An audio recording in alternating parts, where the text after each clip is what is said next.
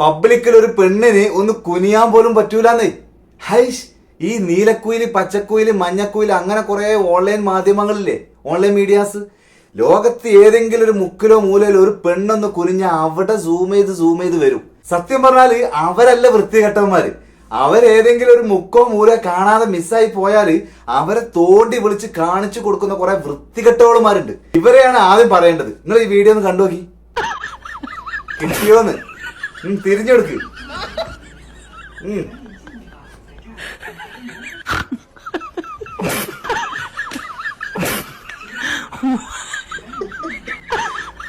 കണ്ടില്ലേ, ഇതാണ് അവസ്ഥ.